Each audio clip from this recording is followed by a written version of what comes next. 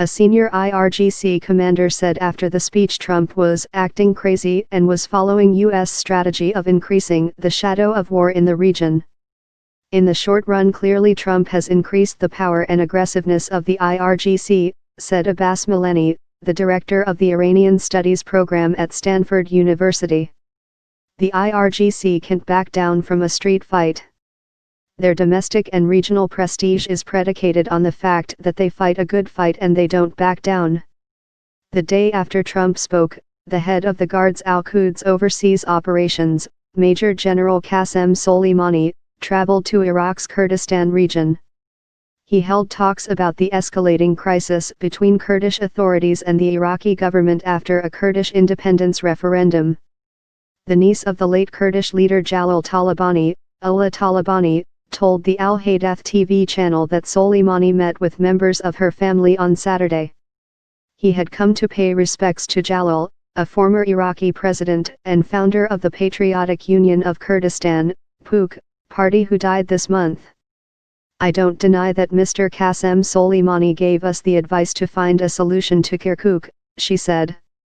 He said Kirkuk should return to the Iraqi law and constitution and to have an agreement about Kirkuk and give up the intransigence about the referendum, which was a decision not thought out. Lightning assault. Within days, Iran's mostly Shiite allies in Baghdad launched a lightning assault, pushing Kurdish fighters out of disputed territories such as Kirkuk and consequently strengthening Iran's hand in Iraq. Commanders of the Kurdish forces, known as the Peshmerga, have accused Iran of orchestrating the Shiite-led Iraqi central government's push into areas under their control, a charge senior Iranian officials have denied. A video posted by the Kurdish Ruda channel online on Wednesday showed an Iraqi Shiite militiaman loyal to Iran hanging a picture of Iran's supreme leader Ayatollah Ali Khomeini in the Kirkuk governorate office. Iran, which has a large Kurdish minority, has reason to be wary of Iraqi Kurdish independence. It fears it might encourage its own Kurds, who have also pushed for separatism. After the independence vote in Iraqi Kurdistan on September 25, videos posted online showed hundreds of people celebrating in the streets in the Kurdish areas of Iran.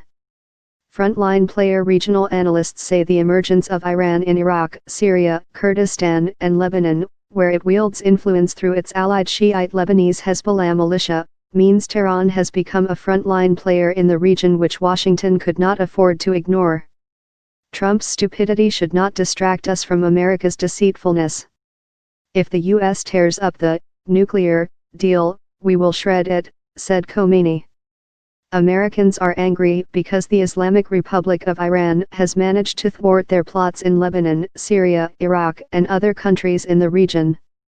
Speaking after Trump's speech, Amir Ali Hajizadeh, head of the Guards Aerospace Division, said, "From the start of the Islamic Revolution, presidents have increased the shadow of war in the region. Dear brothers and sisters, today Trump is acting crazy to gain concessions through this method. The ramping up of tension could put the two countries on a collision course in the Gulf where clashes have only been narrowly avoided in recent months." Small boats from the Revolutionary Guard's Navy veered close to U.S. naval vessels in the Gulf at least twice this year, prompting the U.S. military to fire warning shots and flares. In August, an unarmed Iranian drone came within 100 feet, 31 meters, of a U.S. Navy warplane, risking a crash, according to a U.S. official. Some recent naval showdowns between Iran and the United States took place near the Strait of Hormuz, a waterway where up to 30% of global oil exports pass annually. During the presidential campaign last September, Trump vowed that any Iranian vessels that harassed the U.S. Navy in the Gulf would be shot out of the water. Potential flashpoint: the Guards could also target U.S. forces in Iraq and Syria through tens of thousands of loyal Shiite militia fighters without directly acknowledging a role in any attacks. The IRGC can claim ignorance of Shiite militia attacks against the U.S. military, said Ali Alfona, a senior fellow at the Atlantic Council who has done extensive research on the Guards.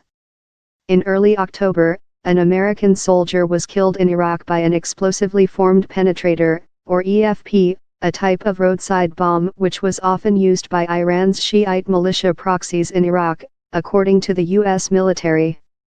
This is the first time that we've seen it used in this area, U.S. Army Colonel Ryan Dillon, a coalition spokesman, said.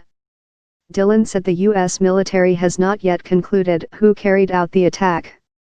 Dozens of American soldiers in Iraq were killed and injured by EFPs used by militia groups linked to Iran after the 2003 invasion of Iraq by U.S. forces, according to the U.S. military. Trump's new plan, observers say, will also weaken a group that had made progress in curbing the Guard's political and economic ambitions in recent years, Iranian President Hassan Rouhani and the pragmatist politicians in his cabinet. Since becoming president in 2013, Rouhani and members of his cabinet repeatedly pushed back against the Guard's economic influence and involvement in political matters.